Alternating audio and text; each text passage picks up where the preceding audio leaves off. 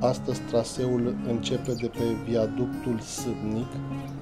Acesta este în continuarea traseului Vâlcelele-Râmnicu-Vâlcea.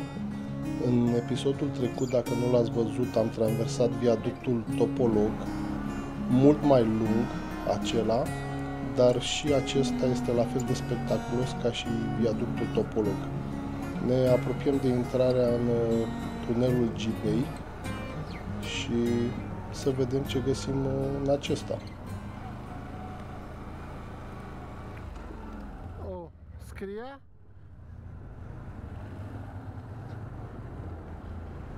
tunelul Gimbei? Gimbei, cred.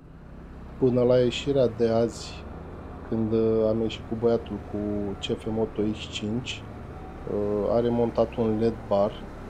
Nu am crezut că voi spune vreodată așa ceva, că îmi voi monta și eu un LED bar. Tunelul Gibei are câteva locuri unde s-au deteriorat plăcile de beton, se vede fierul din structură, dar pentru că este foarte întuneric, GoPro-ul nu a filmat, nu se vede nimic pe filmare și am făcut câteva poze, vă voi atașa pozele să vedeți unde s-a deteriorat tunelul.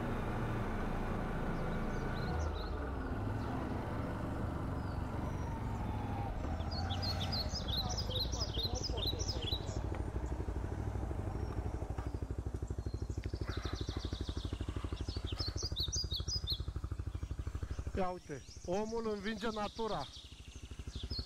Gibei, tunelul Gibei. Ia uite. CFR 1989. Viață, efort, creație. Chiar impresionant. Am văzut multe filmări, am văzut, dar când ești în realitate mi se zbârlește părul pe mine.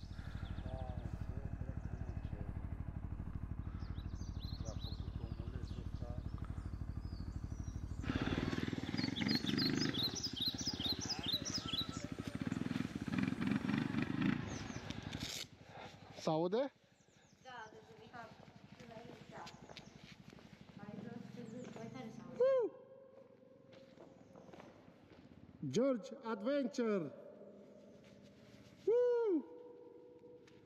Da? Hai să mergem. Și la întoarcere ne mai oprim pentru poze, pentru...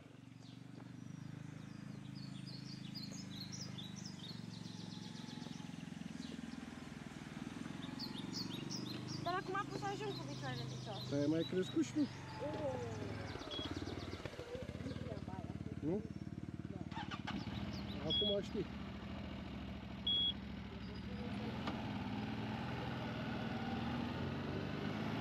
Am primit foarte des întrebarea dacă sunt mulțumit de ATV sau ce ATV-ul să vă cumpărați. Răspunsul depinde foarte mult de voi. În primul rând de bugetul vostru, după aceea în funcție de ce așteptări aveți de la un ATV. Ce tip de ieșiri vreți să faceți? Pentru început trebuie să vă cumpărați un ATV mai accesibil la preț și să vedeți dacă chiar sunteți pasionați de acest sport, pentru că ați văzut foarte multe ATV-uri cu kilometri puțin la vânzare și nu au timp să iasă cu ele sau se așteptau la altceva.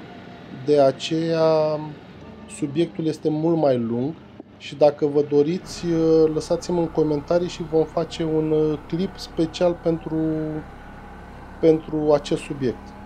Până atunci, rămâneți alături de mine și haideți să vedem traseul în continuare.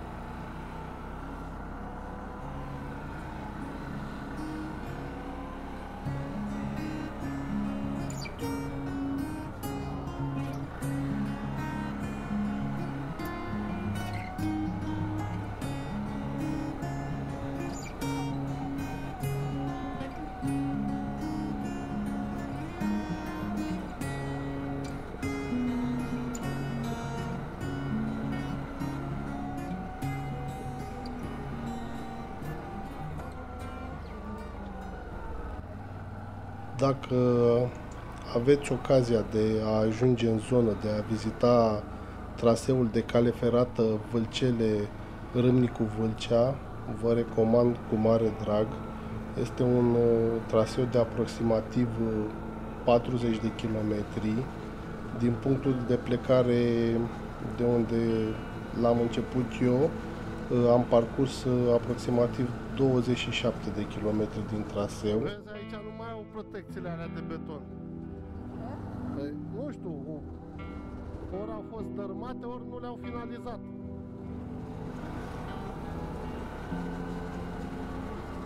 Cel mai impresionant a fost viaductul și este viaductul Toponog.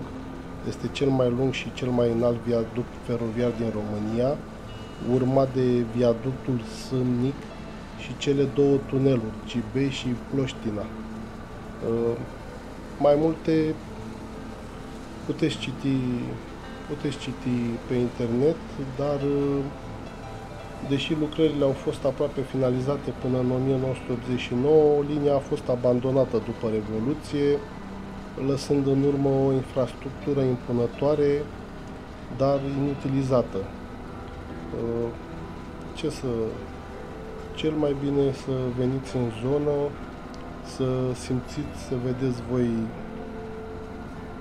ce înseamnă acest proiect și să judecați singur dacă abandonul acestui proiect, aproape finalizat, a fost o decizie bună sau o decizie rea.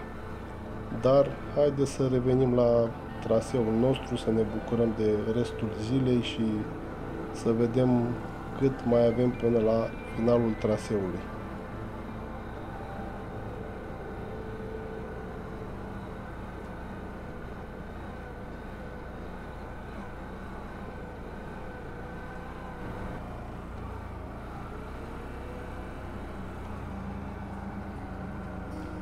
Vezi cum s-a rupt, da?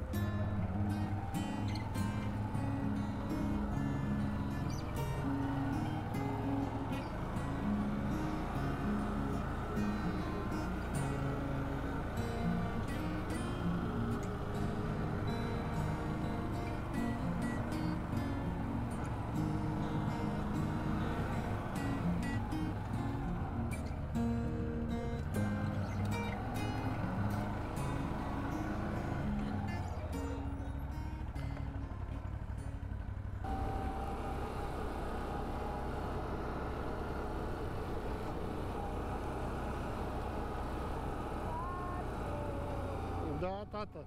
Știi unde suntem aici? La Râmnicu Vâlcea.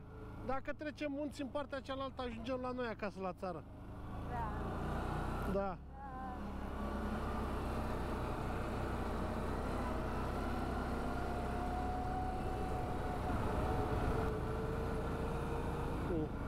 Am găsit și primele vagoane.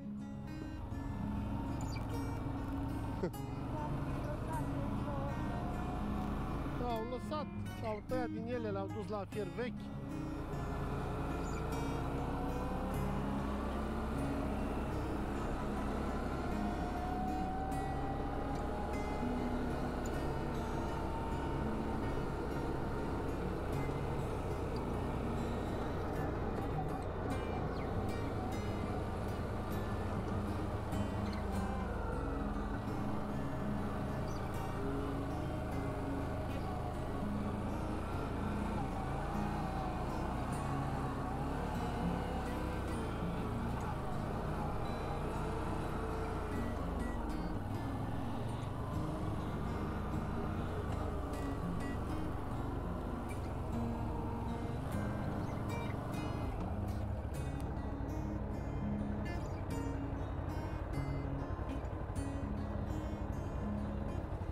Nu știu dacă mai e ceva.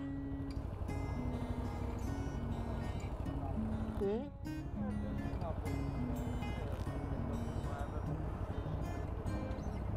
Am făcut 27, vreo 28 de kilometri, aproape 30.